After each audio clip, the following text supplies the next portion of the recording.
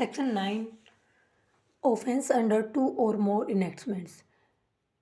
यहाँ पे हम बात करेंगे एमसीक्यू जो कि हमारा सेक्शन 9 के ऊपर बेस्ड रहेगा। Section 9 of BNSS 2023। Question number first जो है वो है, if an act constitute an offence under 2 or more enactments what can the offender be subjected to. यहाँ पे पूछा गया है, अगर कोई पर्सन ऐसा ऑफेंस कॉन्स्टिट्यूट करता है जो कि 2 या 2 से ज़्यादा इनेक्टमेंट के अंदर फॉल करता है, तो उस केस में जो ऑफेंडर है उसको किसका सब्जेक्ट माना जाएगा, किसके अंदर उसको ऑफेंडर डिक्लेयर किया जाएगा, किसके अंदर उसको पनिश किया जाएगा। तो यहाँ पे ऑप्शन ए जो है वो कहता है punishment under each enactment separately, कि जो पनिशमेंट है वो दोनों ही इनेक्टमेंट में अलग अलग से दी जाएगी। बी जो है वो कह रहा है punishment under only one enactment, जो पनिशमेंट है वो केवल एक ही इनेक्टमेंट के अंदर दी जाएगी, but not punished twice for the same offence, लेकिन उसको 2 बार किसी भी सेम ऑफेंस के लिए पनिश नहीं किया जाएगा। सी जो है नो पनिशमेंट एट ऑल, कोई पनिशमेंट नहीं दी जाएगी। डी जो है वो कह रहा है पनिशमेंट अंडर ऑल इनेक्टमेंट्स कुमुलेटिवली। यहाँ पे डी जो ऑप्शन कह रहा है, ये कह रहा है जितने भी इनेक्टमेंट हैं उनमें कुमुलेटिवली जो है पनिशमेंट उसको दी जाएगी, यानी कि एक इनेक्टमेंट के अंदर कुमुलेटिवली का यहाँ पे मीनिंग है कि मान लो कोई ऑफेंस 2 इनेक्टमेंट के अंदर आ रहा है, तो एक में पहले उसको पनिश कर दिया गया। जब एक इनेक्टमेंट के तहत उसकी जो पनिशमेंट है वो कंप्लीट हो जाती है और उसके कंप्लीशन के बाद साथ के साथ उसको दूसरे इनेक्टमेंट के अंदर पनिश किया जाता है, तो हम बोलते हैं कि उसको कुमुलेटिवली जो है पनिश किया गया है। तो यहाँ पे जो हमारा राइट आंसर होगा वो होगा ऑप्शन नंबर बी। यहाँ पे डिटेल एक्सप्लेनेशन भी हमारे पास है।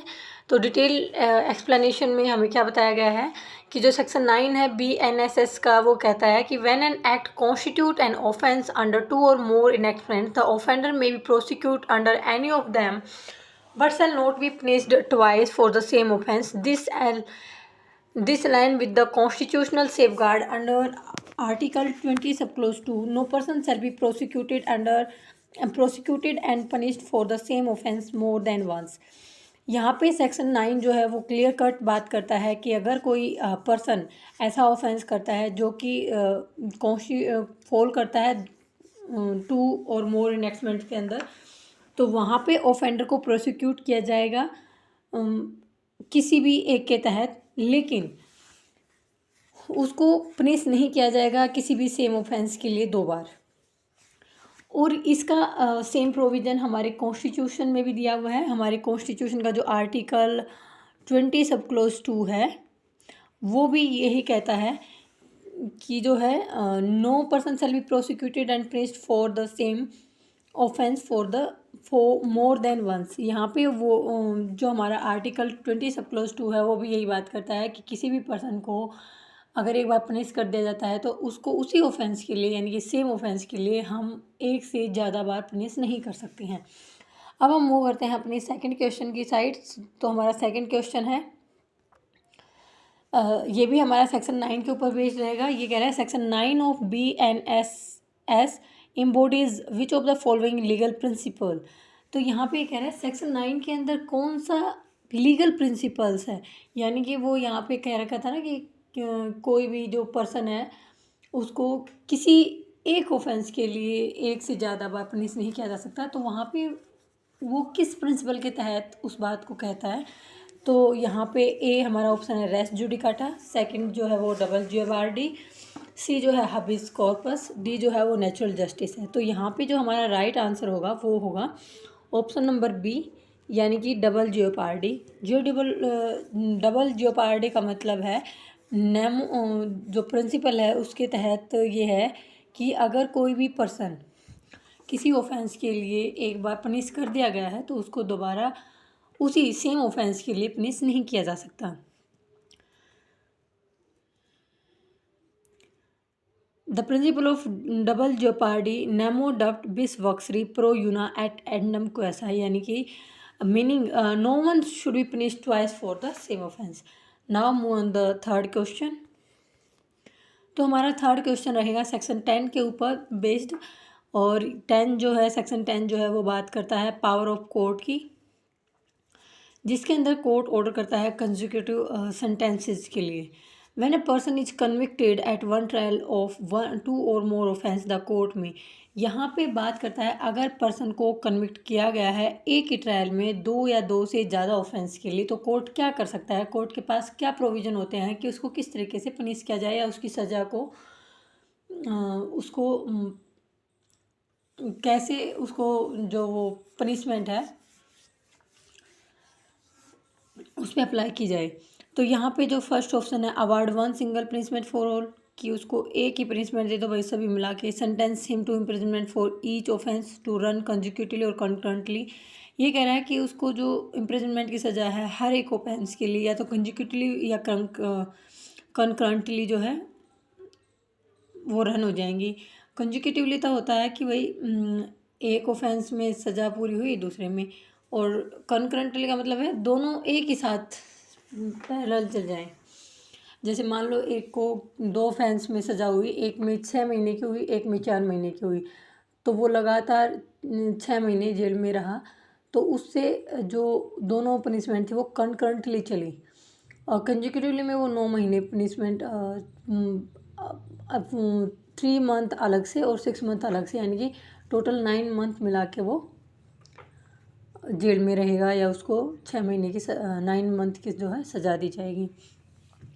जो सी है वो इम्पोज फाइन ओनली, कि उसको बस फाइन ही इम्पोज कर दो। Can not pass sentence for more then one offence, या फिर आप सेंटेंस पास नहीं कर सकते एक से ज़्यादा ऑफेंस के लिए। तो यहाँ पे अकॉर्डिंग टू सेक्शन 10 सब क्लोज 1 हमारा जो राइट आंसर है वो हो जाएगा ऑप्शन बी। ऑप्शन बी जो है वो हमारा राइट आंसर है, क्योंकि सेक्शन 10 सब क्लोज 1 बात करता है या एम्पावर करता है कोर्ट को to decide whether sentence for multiple offence shall run consecutively यानी कि वन आफ्टर अनदर, और कंकरेंटली यानी कि टुगेदर। कंकरेंटली का मतलब है टुगेदर, ठीक है।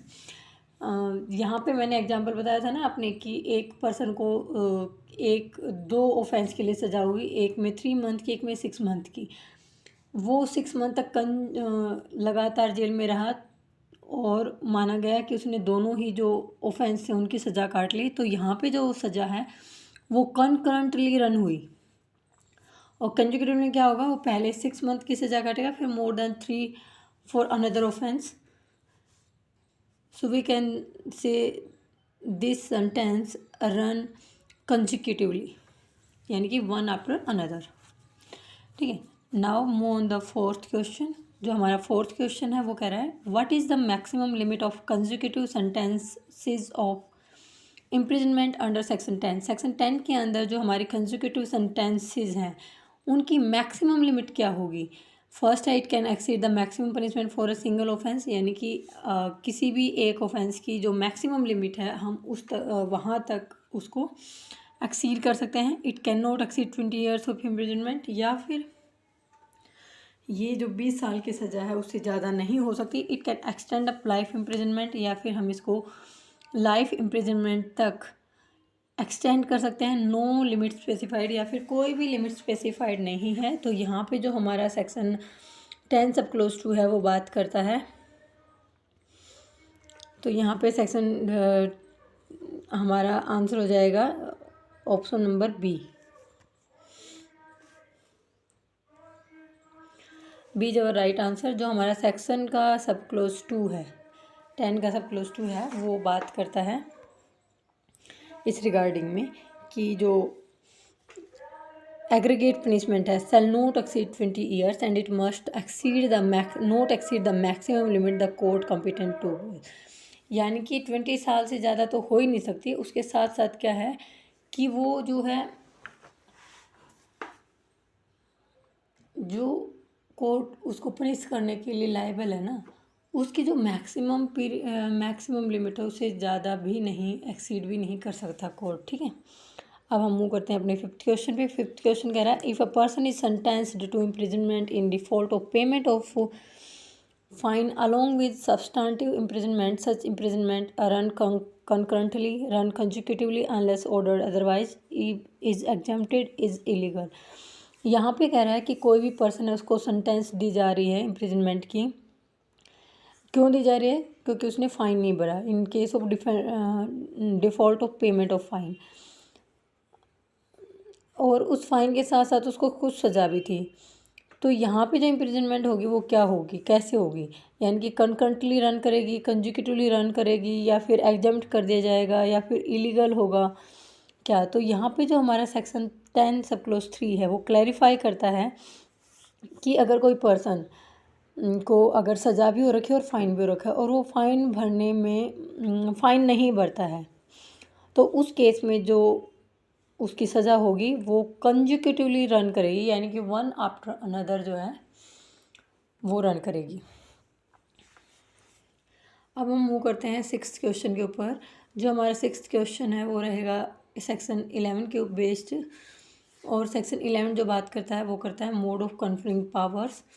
Section 11, the power conferred under BNSS may be conferred by the President of India only, the Supreme Court only, the government by name or by virtue of office, by Parliament directly। तो यहाँ पे 11 सब close 1 जो है वो हमारा क्या बताता है कि जो पावर है BNSS के अंदर वो कन्फर्ड की जाएंगी बाय द गवर्नमेंट, यानी कि सेंट्रल या state, by the name or by the virtue of the office. ठीक है, तो यहाँ पे जो हमारा राइट आंसर हो जाएगा वो हो जाएगा ऑप्शन नंबर सी। अब हम मूव करते हैं क्वेश्चन नंबर 7 के ऊपर। तो क्वेश्चन नंबर 7 कह रहा है, if a person ceases to hold the office to which the powers under BNSS were attached, those powers। यहाँ पे कह रहा है अगर कोई पर्सन किसी ऑफिस को होल्ड करने के लिए सीज कर दिया जाता है, तो BNSS के पास कौन सी पावर अटैच की जाएंगी? Continue indefinitely, transfer automatically to his successor in office, seize immediately, are exercised by any subordinate officer। यहाँ पे कह रहा है भाई किसी के पास मान लो पहले अथॉरिटी थी किसी ऑफिस को होल्ड करने की, लेकिन अब उसके पास जो है उसको सीज कर दिया गया है होल्ड ऑफिस को होल्ड करने के लिए, तो वहाँ पे उन पावर्स का क्या हो जाएगा? तो यहाँ पे 11 सब क्लोज 2 ये कहता है, क्लैरिफाई करता है कि power attach to office automatically transfer to the successor upon the assumption of the office. जब भी उसका कोई सक्सेसर आ जाएगा तो वो ऑटोमेटिकली जितनी भी पावर है उसको ट्रांसफ़र कर दी जाएंगी। अब हम बात करेंगे क्वेश्चन नंबर 8 की। क्वेश्चन नंबर 8 भी हमारा सेक्शन 11 के ऊपर बेस्ड है। यहाँ पे पूछा हुआ है the main object of section 11 is to define offense, confer power under BNSS on competent authorities, abolish executive powers, empower the judiciary to make laws। तो यहाँ पे जो हमारा राइट आंसर हो जाएगा वो हो जाएगा ऑप्शन बी, यानी कि confer power under BNSS on competent authorities, यानी कि ये कन्फर करता है पावर्स को जो कि BNSS के अंदर दी हुई हैं कॉम्पिटेंट अथॉरिटी को। तो इसी के साथ हमारी MCQs की सीरीज़ जारी रहेगी। अगर आपको वीडियो पसंद आता है तो लाइक एंड सब्सक्राइब करें और कंटिन्यू करें अपनी प्रिपरेशन को हमारे साथ। तो इसी के साथ थैंक यू सो मच।